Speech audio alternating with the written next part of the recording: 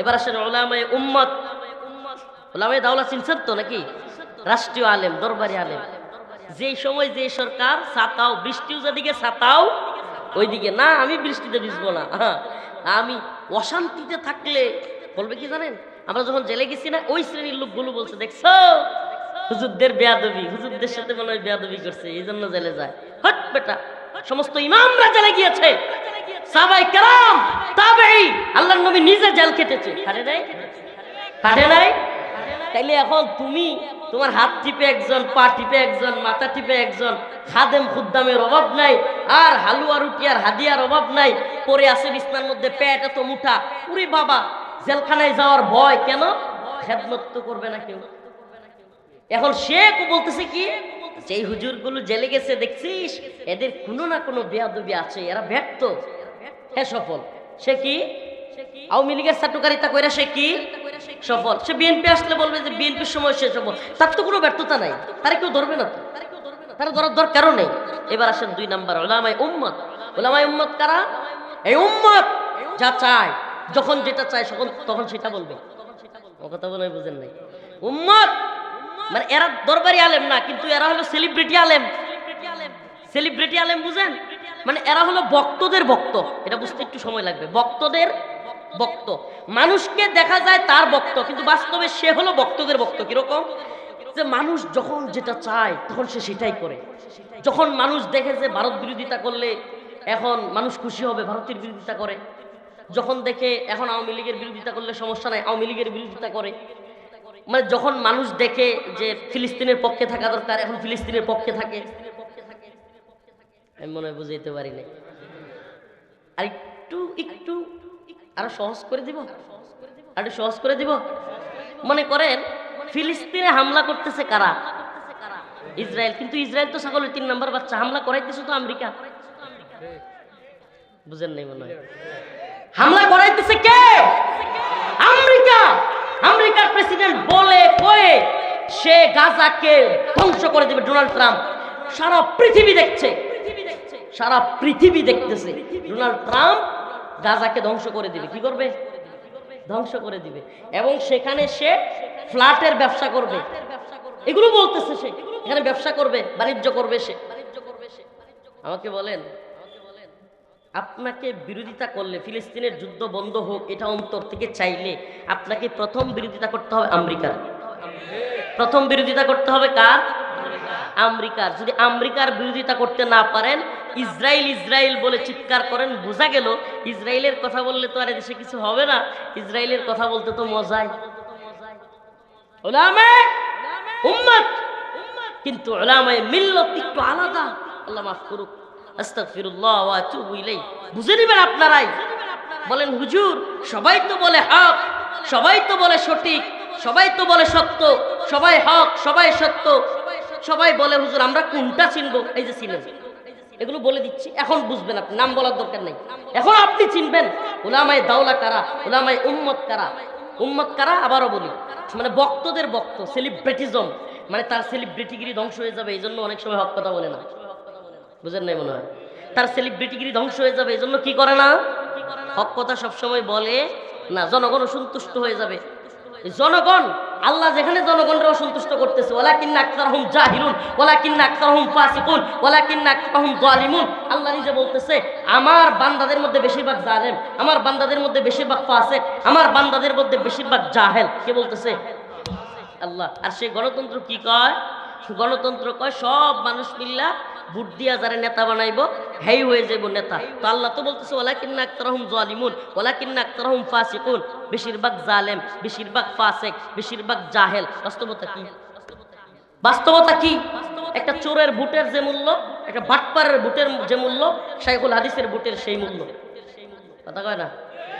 তাইলে উলামায়ে উম্মত সেলিব্রিটিজম, আমার সেলিব্রিটিগিরি যেন ধ্বংস না হয়। নাম্বার 3 উলামায়ে মিল্লাত, মিল্লতের আলেম। এরা কারা? এরা সরকার কি বলে দেখবে না, এরা এই মানুষ কি বলে দেখবে না, এরা দেখবে আল্লাহ কি বলে, আল্লাহর রাসূল কি বলে। মিল্লাত নারাজ হয়ে যাবে। আহমদ ইবনে হাম্বল দেখেন নাই, উম্মত নারাজ হয়ে যাবে, সরকার নারাজ হয়ে যাবে। খালকে কোরআনের মাসআলায় কোরআন কি স্রষ্টা নাকি সৃষ্টি, কোরআন কি নিজেই আল্লাহ প্রদত্ত নাকি আল্লাহর সৃষ্টি, এই মাসআলায় আহমদ ইবনে হাম্বল দেখেন নাই কে নারাজ হয়ে যাবে, জেলে গিয়েছেন, কিন্তু সকল আলেমরা বুঝিয়েছেন ও আহমদ ইবনে হাম্বল একবার বলে ফেলেন কোরআন ও সৃষ্টি, জেল থেকে ছাড়া পাবেন। প্রতিদিন 70টা 72টা করে বেতের আঘাত খাইতেন, কিন্তু তিনি বলেছেন কোরআন সৃষ্টি নয়, কোরআন স্বয়ং আল্লাহ, কারণ আল্লাহর কথা মানেই আল্লাহ নিজেই। এরা হলেন উলামায়ে মিল্লাত, জাতির আলেম।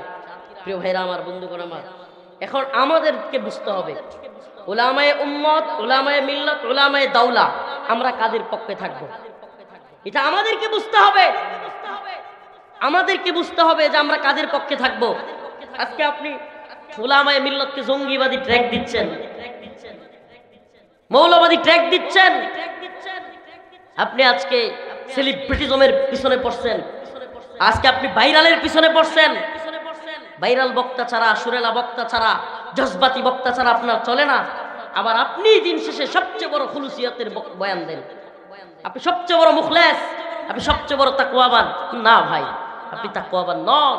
প্রিয় ভাইরা আমার, তাকওয়া তো তখন হয়তো যখন বক্তা, কমিটি, শ্রোতা সবার মধ্যে আল্লাহর জন্য প্রোগ্রাম হইতো।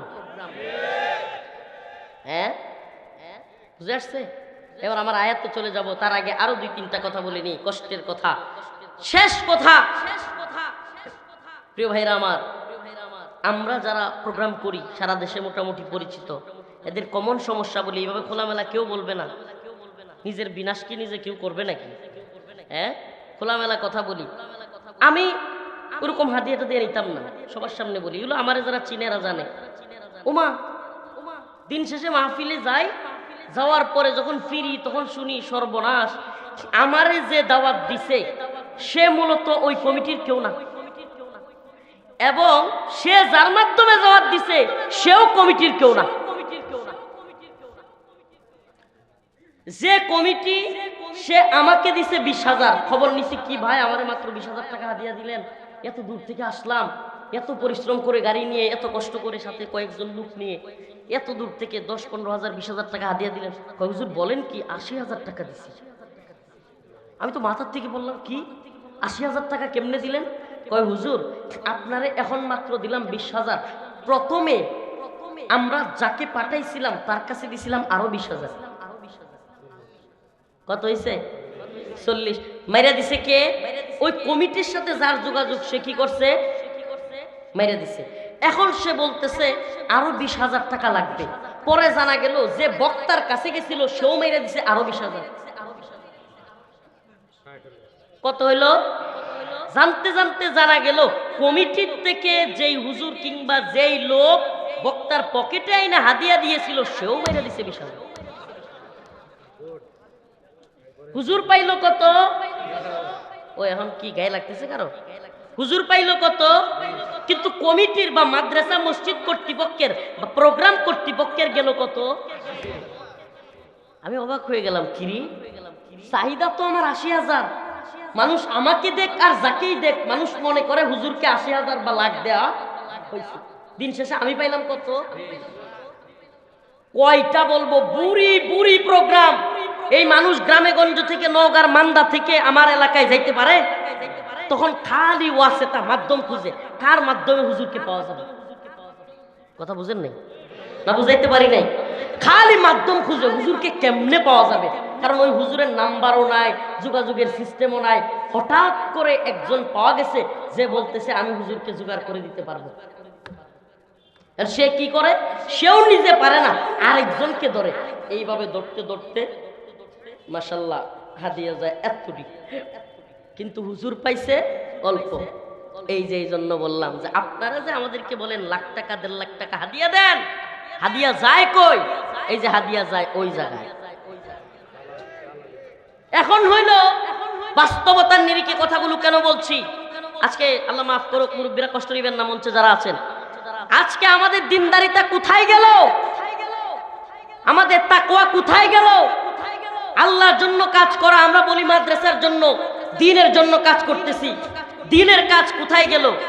দ্বীনের কাজ যদি থাকতো, আজকে এই অঞ্চলের শাইখুল হাদিসের মূল্যায়ন আপনাদের কাছে থাকতো। আপনাদের এই অঞ্চলের তাকওয়াবান মসজিদের খতিব, মসজিদের ইমামের সম্মান আপনার কাছে থাকতো। প্রিয় ভাইরা আমার, বন্ধুগণ আমার, আসুন আমরা সবাই এগুলো থেকে মুক্ত হই, এই পরিবেশটাকে চেঞ্জ করে দেই।